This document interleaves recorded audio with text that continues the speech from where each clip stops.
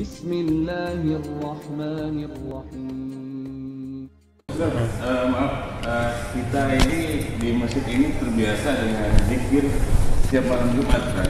Salah satu yang saya ambil hikmahnya, saya pernah bilang, jadidu imanakum, perbarui imanmu dengan kalimat la ilaha illallah.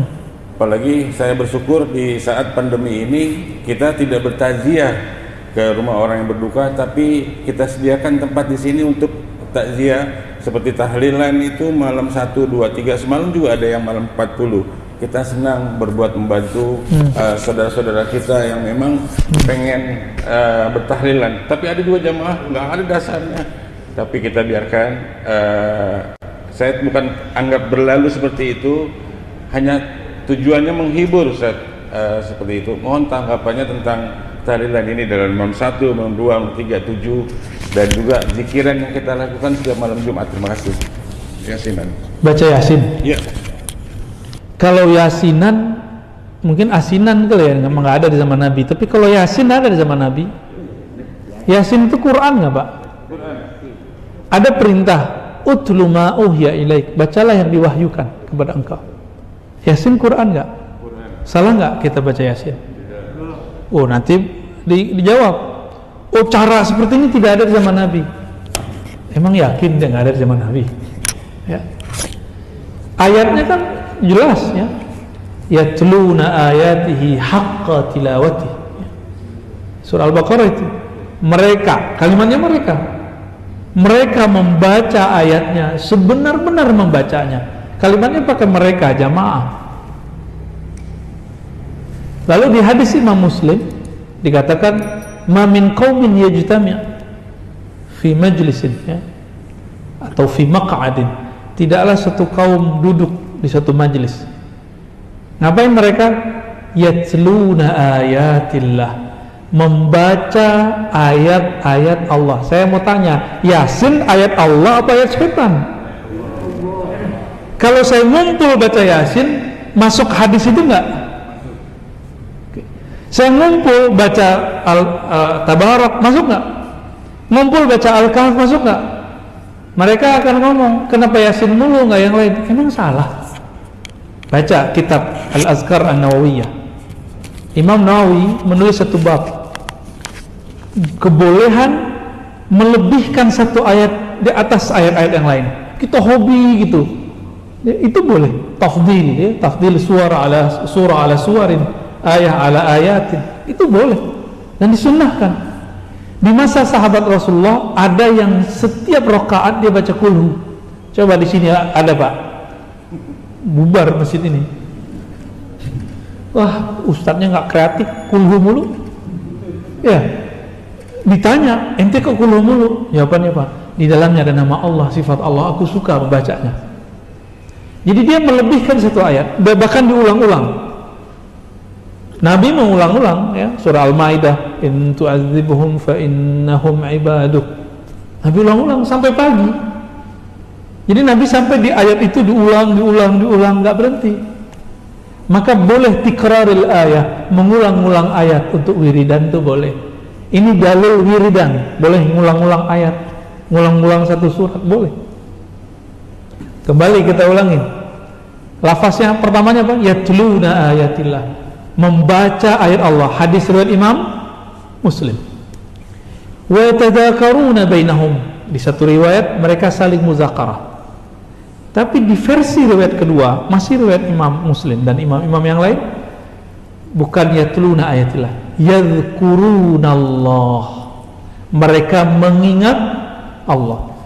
Bapak kalau Yasinan baca ini gak? Subhanallah bihamdihi subhanallahil azim, itu zikir bukan? Zikir atau mengumpat? Zikir atau mengumpat tuh? Bid'ah atau sunnah itu? Sunnah. Sederhana tuh. Berarti dalilnya sudah di hadapan dia, tapi Allah tutup hatinya untuk memahami itu. Coba dibuka deh, ya. Buka, dengarkan, buka hati, buka pikiran. Gak ada tuh, gak ada itu di mata ente, gak ada, ya. Di dalil ada. Orang-orang seperti ini kadang-kadang harus kita kasih, disuapin Pak. Begitu lafaznya. Berarti ada nggak di zaman Nabi? Ada tuh lafaz hadisnya. Ada nggak sahabat melakukan? Banyak. Dalil yang digunakan untuk membid'ahkannya, dalilnya tidak sampai derajat sahih. Riwayat Darimi dan bukan hadis Nabi. Bertentangan dengan hadis riwayat Muslim dari Muawiyah.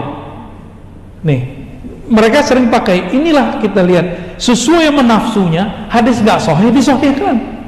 Hadisnya cuma hasan, Pak. Karena bertentangan dengan hadis yang sahih, dia jadi syaz. Bahkan bukan syaz lagi, mungkar jadinya. Kita sebutkan dulu riwayat yang sahihnya. Satu kali Nabi SAW, ini Muawiyah cerita, masuk ke masjid. Nabi nggak pernah ngajarin mereka. Di masjid ada orang baca Subhanallah bihamdi, Alhamdulillah. Begitu mereka berzikir tuh, bareng-bareng mereka zikir. Ketika masuk masjid, Nabi waktu di rumah dapat wahyu, dapat kabar dari langit. Nabi masuk masjid, Nabi tanya, untuk apa kalian berkumpul? Lalu mereka menjawab, kami berkumpul memuji Allah atas nikmat Islam, nikmat hidayah yang diberikan kepada kami, wahai Rasulullah. Itu kata siapa? Para sahabat. Disuruh Nabi nggak mereka? Enggak, mereka inisiatif sendiri. Inilah cikal bakal yasinan, zikiran, thariqat ini Pak. Ya. Ada dalilnya tuh? Sahih Muslim. Dia nggak paham. Ya. Namanya udah ada belum? Di situ nggak ada namanya. Isinya orang thariqat ngapain? Isinya orang yasinan ini sama persis, nggak jauh beda.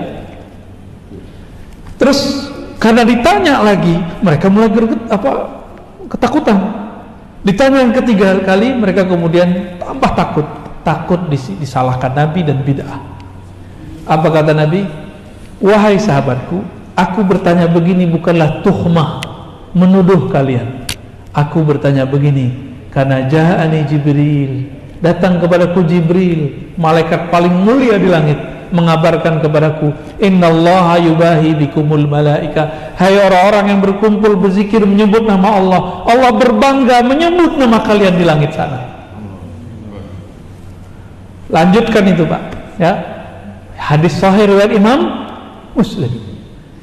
Adapun yang dipakai untuk membid'ahkan zikir berjamaah dan memimpin zikir, itu riwayat Imam Darimi, temannya Bukhari, tapi tidak sampai derajat sahih. Sunan Darimi, pernah belajar nggak? Nggak pernah belajar ya? Baru denger ya? Darimi, bukan Udaromi Pak, itu orang Padang. Darimi, Sunan Darimi 1 jilid.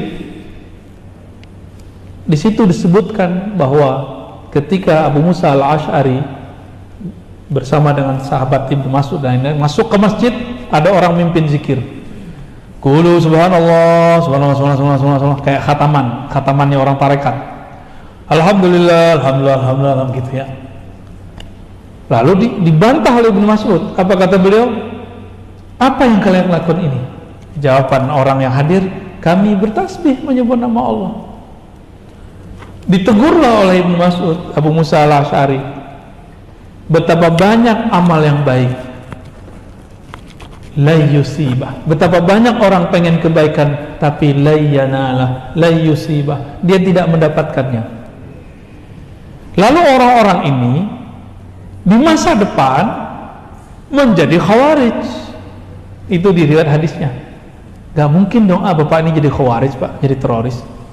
Orang-orang kayak gini kan jadi teroris. Gak mungkin ya. Hadis ini kita cek riwayatnya, saya cek, oh sampai derajat hasan, tidak sampai derajat sahih. Ya, beberapa ulama mendhaifkan, saya tidak sampai, saya sampai hasan. Hadis ini bertentangan nggak dengan hadis pertama? Bertentangan ya. Yang pertama menganjurkan, membiarkan, ya nggak? Yang kedua membatalkan, melarang. Yang pertama Nabi, yang kedua sahabi. Lebih kuat mana sahabat dan Nabi? Tapi saya mau nanya, mungkinkah sahabat bertentangan sama Nabi? Gak mungkin, berarti ada permasalahan di riwayat ini, riwayat kedua. Jika ada hadis sahih bertentangan dengan hadis yang lebih sahih, disebut hadis ini syadz, aneh. Yang ini disebut mahfuz. terjaga.